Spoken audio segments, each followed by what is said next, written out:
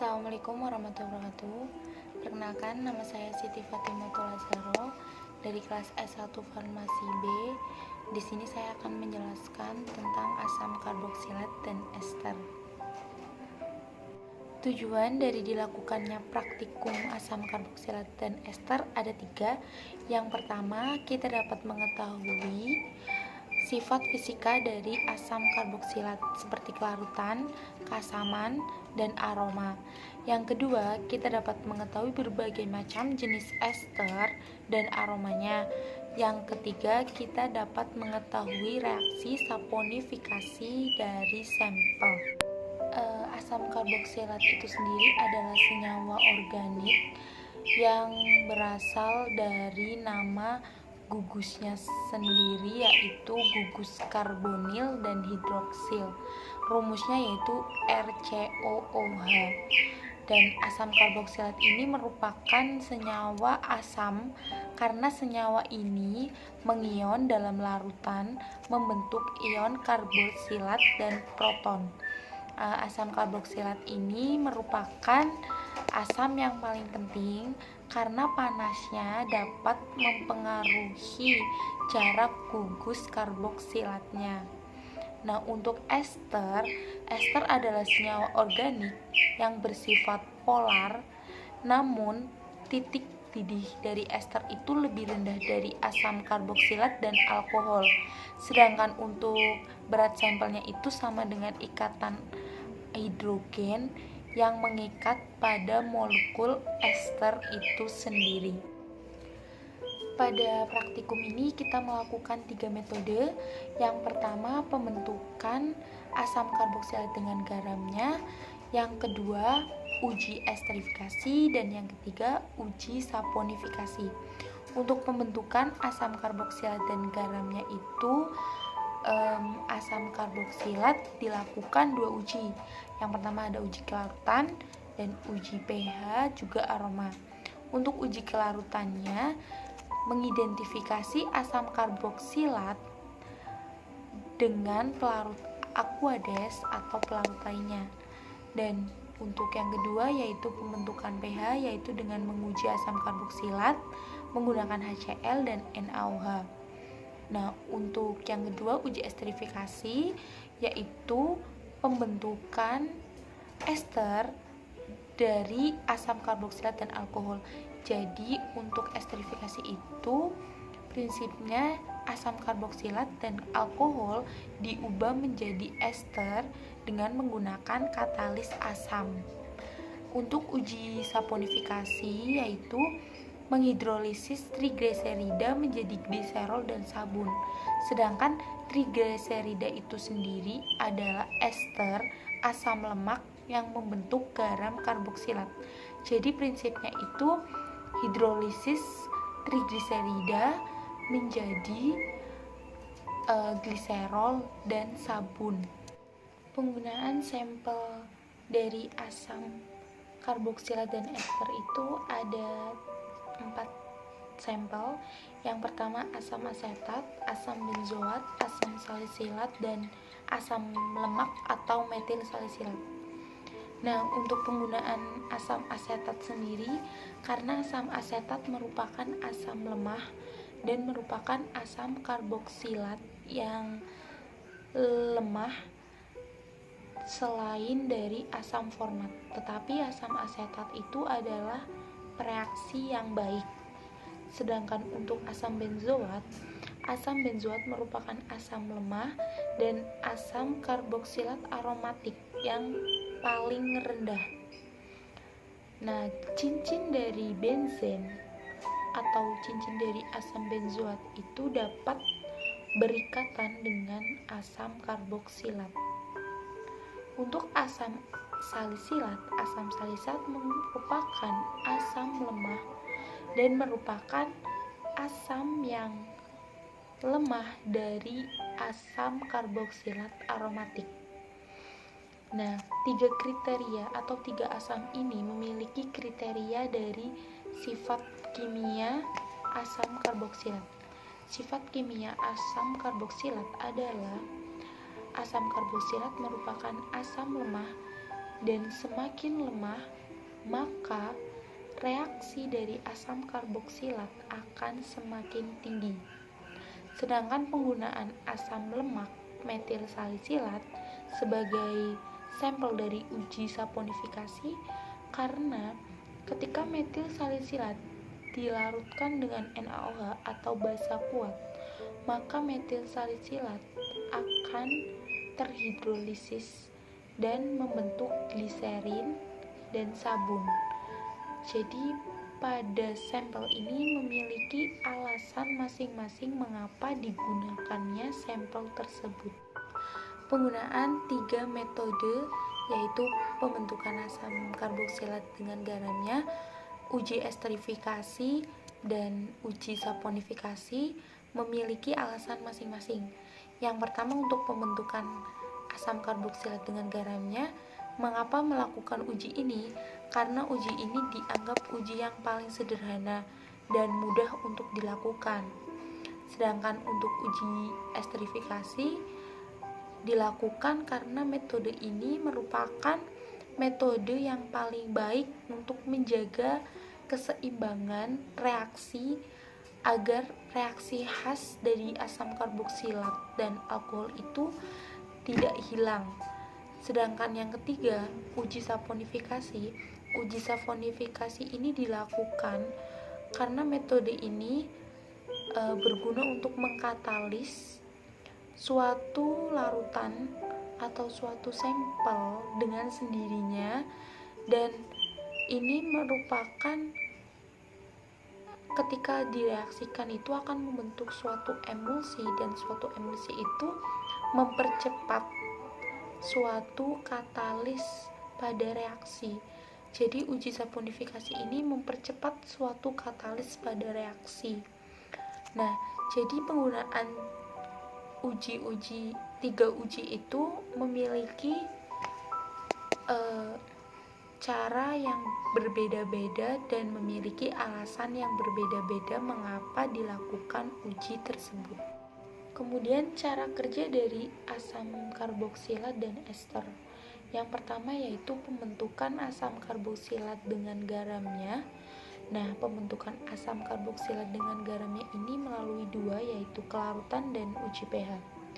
Untuk kelarutannya yaitu asam benzoat dan asam salisilat dilarutkan dengan aquades 2 ml. Masing-masing berat dari asam salisilat dan asam benzoat adalah 0,1 gram yang dilarutkan dengan 2 ml aquades. Ketika didiamkan, mereka tidak larut, tetapi ketika dikocok mereka juga tetap tidak larut. Karena asam karboksilat jika memiliki suhu rendah, maka larut dalam air, tetapi jika memiliki suhu tinggi, maka asam karboksilat itu sukar larut dalam air. Kemudian, ketika asam salisilat dan asam benzoat 0,1 gram dilarutkan ke dalam 2 ml HCl, ketika didiamkan tidak larut, dan ketika dikocok juga tidak larut. Hal ini disebabkan karena asam benzoat sendiri larut pada etanol dan kloroform. Begitupun dengan asam salisilat. Asam salisilat juga larut dalam etanol dan kloroform. Jadi ketika dilarutkan pada HCl, kedua asam tersebut tidak larut. Tetapi untuk asam karboksilat, asam benzoat, dan asam salisilat ketika dilarutkan dengan 2 ml NaOH, untuk asam benzoat ketika dilarutkan dengan 2 ml NaOH, asam benzoat tidak larut baik dikocok ataupun tidak dikocok. Tetapi ketika asam salisilat dilarutkan dengan NaOH sebelum dikocok tidak larut, tetapi ketika dikocok larut. Nah, jadi perbedaannya kelarutan asam karboksilat antara asam benzoat dan asam salisilat itu ketika dilarutkan dalam NaOH asam benzoat tidak larut, tetapi asam salisilat larut pada NaOH dalam keadaan sudah melalui pengocokan. Untuk selanjutnya, pembentukan asam karboksilat dan dengan garamnya, yaitu pada pengujian pH dan aroma. Yang pertama, kita menguji asam benzoat. Asam benzoat 0,1 gram ditambah 2 mili Aquades dan ditambah 1 mili NaOH menghasilkan pH 14. Ketika ditambahkan HCl 5 tetes dan 20 tetes atau HCl 25 tetes menghasilkan pH 4. Jadi jika ditambahkan HCl 5 tetes, pH-nya 13. Ketika ditambahkan 25 tetes, pH-nya menjadi 4 dan memiliki bau asam yang tidak menyengat. Ketika awal dicampurkan tidak larut, tetapi ketika dikocok larut. Nah, untuk yang kedua yaitu asam salisilat 0,1 gram ditambah 2 mili Aquades ditambah 1 mili NaOH dan ditambah 5 tetes HCl menghasilkan pH 13. Tetapi ketika ditambahkan 20 tetes lagi HCl, pH-nya menjadi 3. Untuk aromanya tidak berbau. Untuk yang ketiga yaitu uji pH pada asam asetat. Uji pH pada asam asetat yang pertama, asam asetat 10 tetes ditambah 2 mili Aquades, pH-nya 2. Kemudian ditambah 1 mili NaOH, pH-nya menjadi 4. Pada pH 4 tersebut ditambahkan 2 mili Aquades dan 10 tetes NaOH, kemudian 10 tetes asam asetat dan 2 mili NaOH, pH-nya menjadi 12. Kemudian ditambahkan lagi 5 mili HCl, pH-nya menjadi 7. Agar menjadi asam lagi, kita tambahkan 5 mili HCl. Kemudian pH-nya menjadi 5. Jadi, dari asam asetat, jika kita menambahkan 3 mili NaOH, maka akan menjadi basa. Tetapi, ketika kita meneteskan kembali 10 tetes HCl, maka asam asetat tersebut akan menjadi asam kembali. Selanjutnya yang kedua, cara kerja pada uji esterifikasi. Untuk uji esterifikasi ini kita menggunakan bahan-bahan asam salisilat dan asam asetat. Kemudian untuk alkohol yaitu ada isomil alkohol, metanol, etanol, butanol.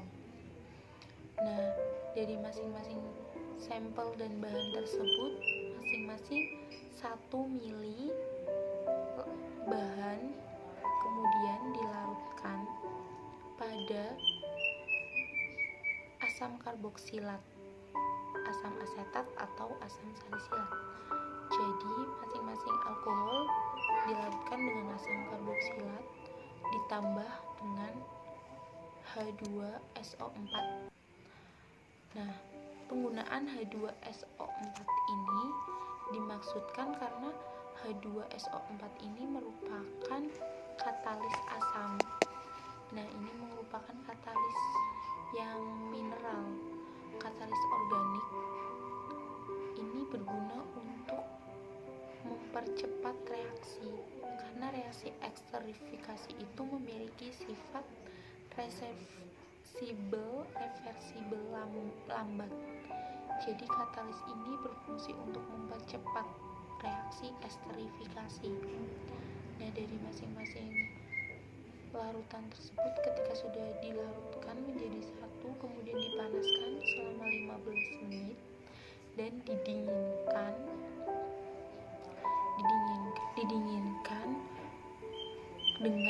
2 mili Aquades. Masing-masing memiliki aroma yang berbeda-beda.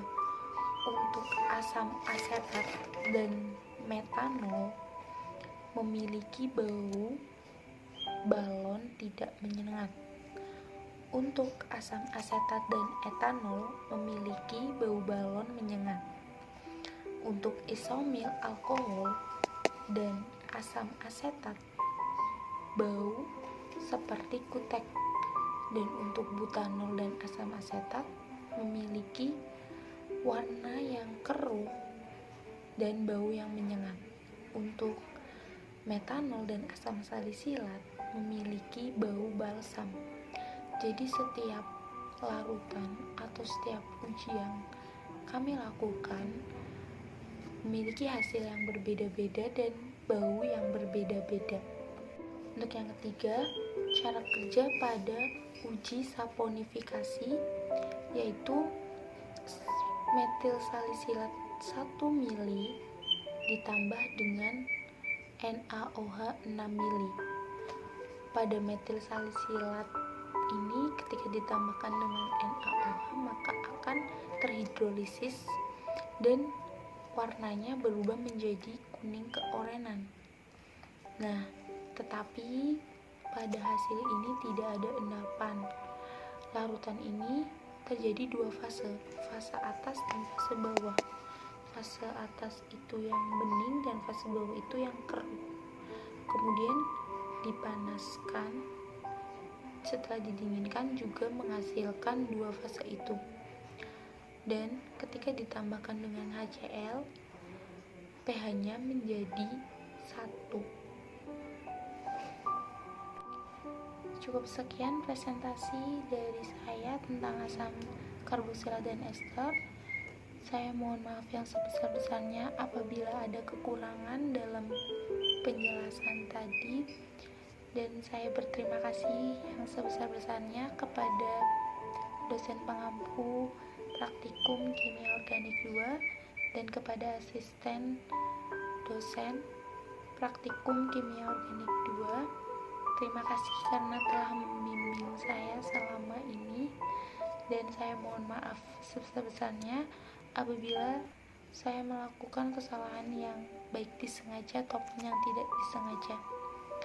Wassalamualaikum warahmatullahi wabarakatuh.